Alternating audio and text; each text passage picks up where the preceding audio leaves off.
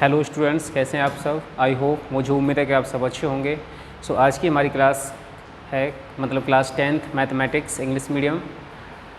पिछले वीडियो में हमने एक्सरसाइज सेकंड चैप्टर से हम लोगों ने एक्सरसाइज 2.2 के फर्स्ट हेडिंग के 6 क्वेश्चनों को सॉल्व किया था। आज चैप्टर नंबर सेकंड से यानी पॉलिनोमियल से एक्सरसाइज 2.2 से सेकंड हेडिंग के क्वेश्चन सॉल्व करेंगे। यानी कि हमें जीरोज गिवन हो तब हम पॉलिनोमियल कैसे फाइंड करते हैं। So now students, so please let's begin today class students. So please now आप देख सकते हो subject mathematics class 10th exercise 2.2।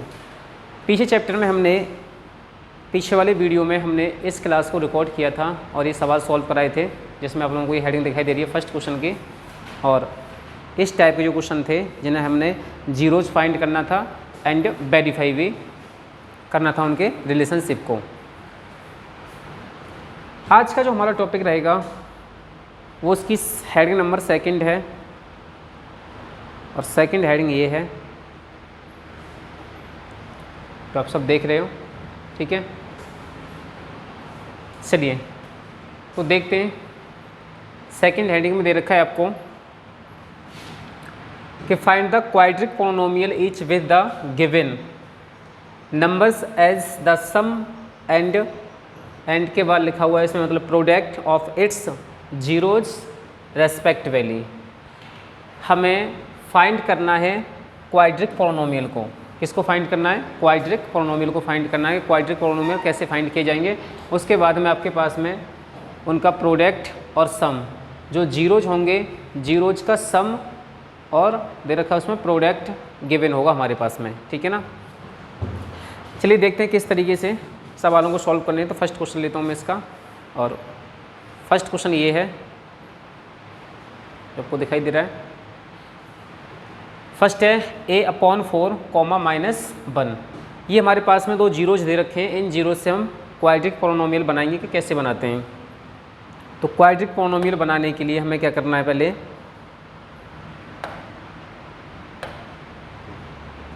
जो हमारा फर्स्ट वाला जो जीरोज दिखाई दे रहा है आपको 1/4, ये होता है सम का। ये जो किसका है, ये होता है सम का। तो सम का जो क्वाड्रिक होता है तो हमें इसका एक फॉर्मूला होता है कि 1/4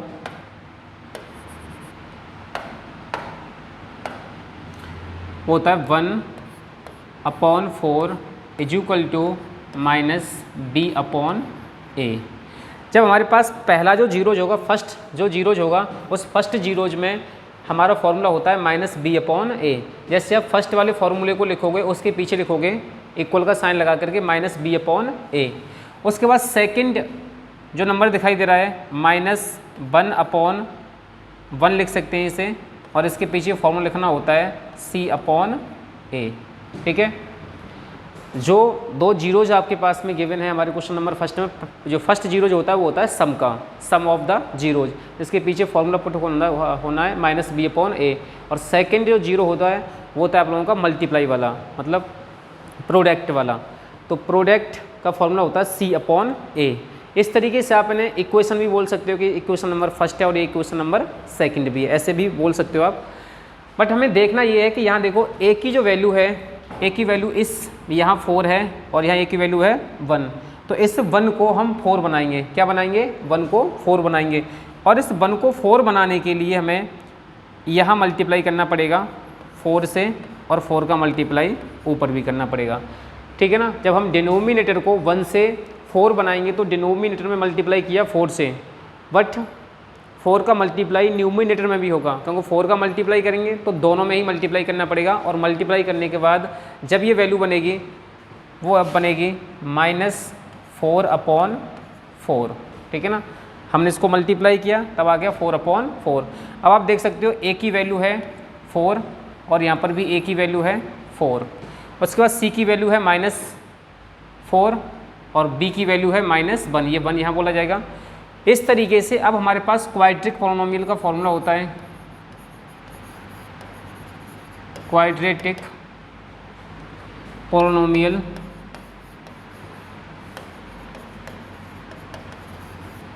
और फॉर्मूला होता है ax² + bx प्लस सी। इस फॉर्मूले में हमें ए बी सी की वैल्यू पुट करनी है। देखो ए की वैल्यू है यहाँ पर 4, तो यहाँ 4 पुट करेंगे तो ये हो गया 4x²।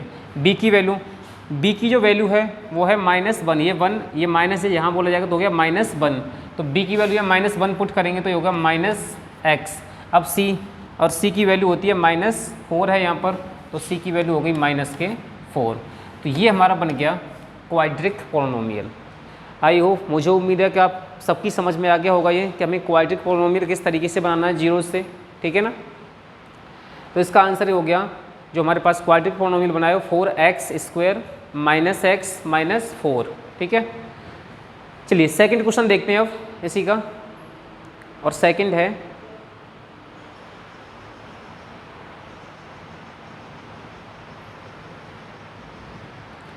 चलिए सेकंड क्वेश्चन देखोगे तो सेकंड में दे रखा है √2। सेकंड क्वेश्चन है √2। जैसे √2 आपको दिखाई दे रहा है तो आप लिखोगे √2 अपॉन में 1 लिख सकते हो, और इसके पीछे फॉर्मूला लिखोगे -b/a। फर्स्ट जो आपको नंबर दिखाई दे रहा है, हर एक फर्स्ट नंबर में हमें यही लिखना है -b/a, क्योंकि फर्स्ट नंबर होता है सम का, और सम का जो फॉर्मूला होता है वो होता है -b/a।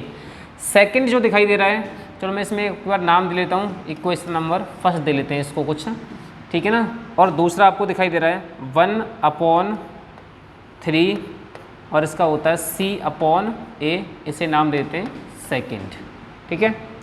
अब हमें यहाँ a की वैल्यू कंपेयर करनी होती है कि a की वैल्यू इक्वल है कि नॉट इक्वल है। a की वैल्यू दोनों इक्वेशन में किस तरीके से आ रही है, देखोगे a की वैल्यू यहाँ है 3, बट यहाँ a की वैल्यू है 1, तो दोनों डिफरेंट हैं, अलग अलग हैं। तो हमें पहले यहाँ a की वैल्यू इक्वल बनानी होती है कि इक्वल कैसे बनाएं। तो देखो ये तो a की वैल्यू 3 है ही है, ठीक है ना, और ये a की वैल्यू 1 है, इस 1 को 3 बनाएंगे, जो वैल्यू स्मॉल है उससे बनाएंगे ग्रेटर के इक्वल, ठीक है ना। जो बड़ी वाली वैल्यू है उसके इक्वल बनाते हैं छोटी वाली वैल्यू को। तो 1 को 3 बनाने के लिए, जो 1 दिखाई दे रहा है इसे 3 बनाने के लिए हमें इसमें 3 का मल्टीप्लाई करना पड़ेगा, यानी कि 3 का मल्टीप्लाई इसमें और 3 का मल्टीप्लाई इसमें। मल्टीप्लाई करोगे तो ये हो गया 3√2 upon 3 is equal to -b/a। अब a की वैल्यू जो है वो 3 है, यहाँ पर भी a की वैल्यू 3 है, b की वैल्यू है 3√2, यानी कि ये माइनस यहाँ बोला जाएगा। तो देखना हमें ये है कि 3√2 और एक c की वैल्यू है 1। तो अगर अलग अलग लिखना चाहें तो लिख सकते हो। a की वैल्यू हो गई, a की वैल्यू आपके पास ये तो है a की वैल्यू 3, उसके बाद b की वैल्यू ये है, जो आपको ये वैल्यू दिखाई दे रही है ये b की है -3√2, माइनस यहाँ बोला जाएगा, और c की वैल्यू है 1, तो c इज इक्वल टू 1। पहले इन तीनों की वैल्यू, a की वैल्यू इसके सामने है, c की वैल्यू जस्ट इसके सामने है, b की इसके सामने है। अब क्वाड्रिक पोलिनोमियल लिखोगे, फॉर्मूला क्या था हमारे पास में, क्वाड्रेटिक पोलिनोमियल, और क्वाड्रिक पोलिनोमियल का फॉर्मूला होता है ax² + bx + c। अब इसमें वैल्यू पुट करोगे, a की वैल्यू यहाँ पुट करनी है, तो ये हो गया 3x² प्लस b की वैल्यू माइनस में है वो, तो यहाँ से प्लस का साइन हट जाएगा और हमारे यहाँ पर माइनस का साइन आएगा 3√2x। अब उसके बाद c की वैल्यू 1 है तो +1, तो ये बना हमारे पास क्वाड्रिक पोलिनोमियल। सेकंड क्वेश्चन सवाल समझ में आ गया आप सबके, यस या नो। चलिए नेक्स्ट देखो, अगला क्वेश्चन है question number 3।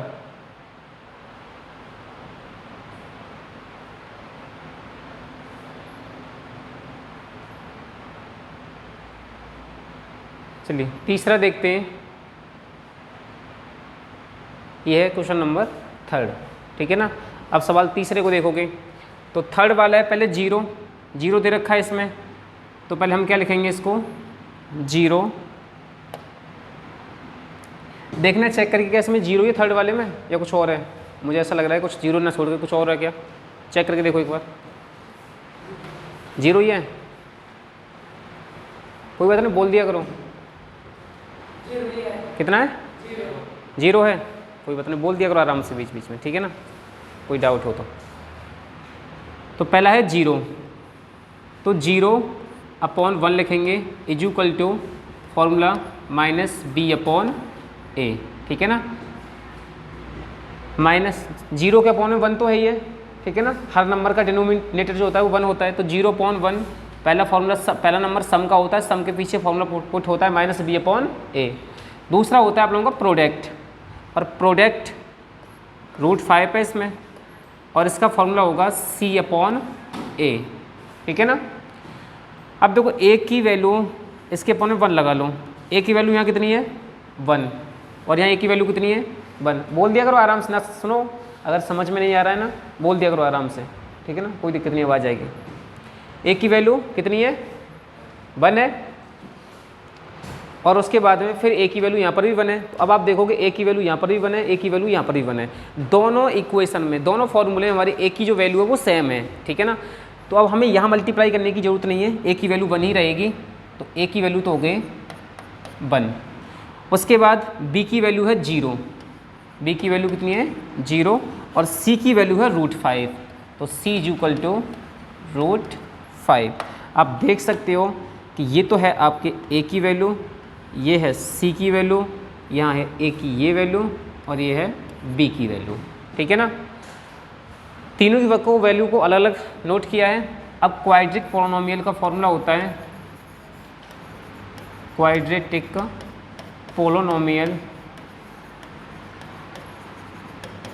Polynomial A X square plus B X plus C, ठीक है ना। अब वैल्यू पुट करोगे, ए की वैल्यू है 1, तो ये हो गया एक्स स्क्वायर, बी की वैल्यू है 0, तो 0 है, इसका मतलब हम 0 का x से मल्टीप्लाई करेंगे, तो 0 तो टर्म 0 का मल्टीप्लाई x में मतलब 0 आएगा, तो 0 वाले टर्म को तो हम लिखेंगे ही नहीं, छोड़ देंगे उसको खाली। c की वैल्यू पुट करेंगे, c की वैल्यू है रूट 5, तो प्लस रूट 5, तो ये बन गया आपके क्वाड्रेटिक पोलिनोमियल, ठीक है ना। क्लियर है यहाँ तक सबका? नेक्स्ट देखें, क्वेश्चन नंबर नेक्स्ट है, इरेज कर दें इसको।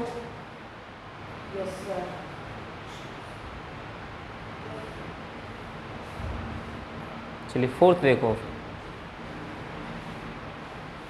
अब फोर्थ है 1,1 दे रखा है।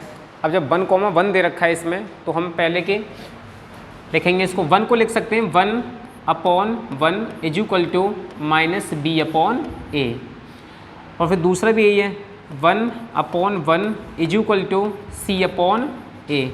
जैसे ये 1 लिख लिया, 1 के अपॉन में 1 तो है ही है, हर नंबर का डिनोमिनेटर जो होता है 1 होता है। अब देखो ए की वैल्यू यहाँ पर 1 है, यहाँ से ये होगी ए की वैल्यू 1, और यहाँ पर भी ए की वैल्यू जो है वो 1, दोनों वैल्यू सेम है, और अगर दोनों वैल्यू सेम है तो मल्टीप्लाई करने की जरूरत है नहीं हमें। ये सी की वैल्यू है 1, और ये बी की वैल्यू है -1। वैल्यू को अलग अलग लिखें तो ए की वैल्यू है 1, बी की वैल्यू है -1, और सी की वैल्यू भी है 1। अब इसके बाद में क्वाड्रेटिक पोलिनोमियल,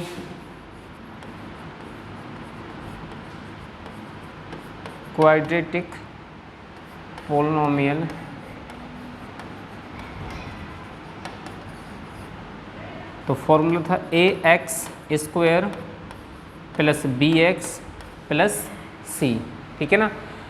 अब a की वैल्यू पुट करोगे, a की वैल्यू 1 है, तो ये हो गया x²। अब b की वैल्यू -1 है, तो -1 पुट करेंगे तो यहाँ हो गया -x, और c की वैल्यू 1 है तो +1, ठीक है ना। चलिए, तो ये हो गया आपका क्वाड्रेटिक पोलिनोमियल। समझ में आ गया आप सबके? चलिए नेक्स्ट देखते हैं। नेक्स्ट है, इरेज कर दें इसको। ओके, 5th देखो, क्वेश्चन नंबर 5th है अपना। चलिए देखो 5th देखते हैं अब। 5th है 1/4 -1/4, तो -1/4 is equal to minus B upon A, ठीक है। दूसरा है 1/4, अगला है 1/4 is equal to C upon A, ठीक है ना, ये हो गया।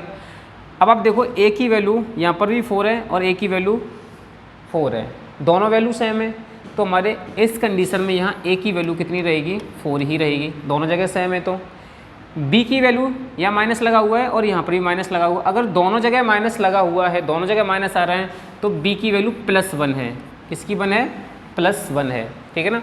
अगर दोनों में से एक ही साइन होता वहाँ तो कंपलसरी है, वहाँ तो फॉर्मूले में आता ही है माइनस बी के सामने, ठीक है ना। अगर यहाँ नहीं आता ना तो फिर ये माइनस यहाँ आ जाता तो वैल्यू बनती है माइनस में, बट यहाँ पर भी माइनस आ रहा है तो माइनस माइनस हो गया प्लस, यानी प्लस की वैल्यू है।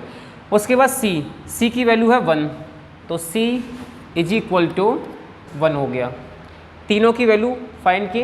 अब इसके बाद में quadratic polynomial using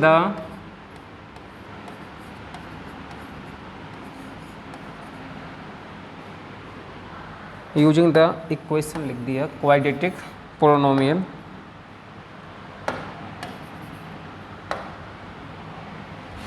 using the quadratic polynomial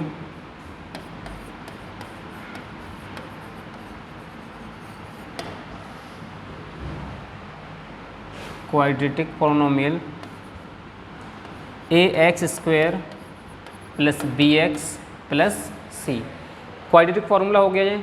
अब इसके बाद फार्मूला पुट कर लो, a की वैल्यू 4 है तो ये हो गया 4x², b की वैल्यू 1 है तो 1 पुट करेंगे तो 1 का मल्टीप्लाई x में होगा तो x ही रहेगा, फिर c, और c की वैल्यू 1 है तो +1, तो ये हो गया 4x² + x 1 + 1।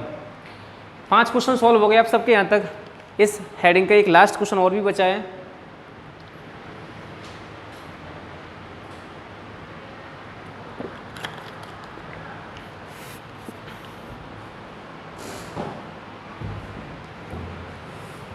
चलिए राइट कर लिया आप सबने, ठीक है। नेक्स्ट देखो, इरेज कर दें इसको।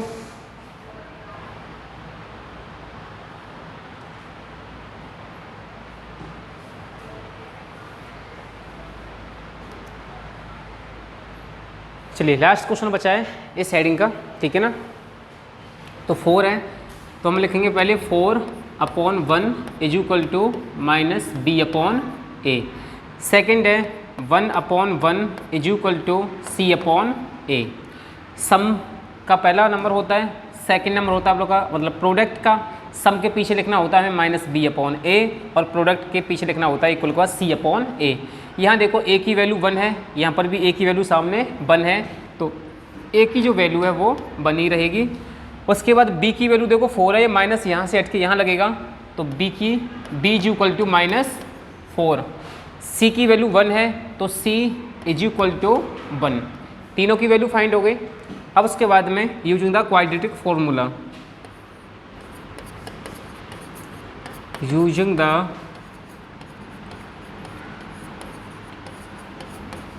क्वाड्रेटिक पोलिनोमियल क्वाड्रेटिक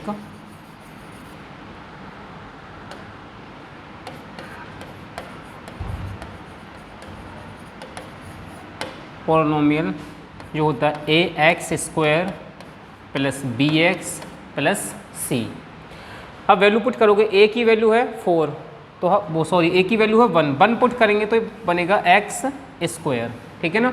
अगला b की वैल्यू है -4 तो हम यहाँ रखेंगे -4 और पीछे x, फिर c की वैल्यू 1 है तो +1, तो ये हो गया x² -4x + 1।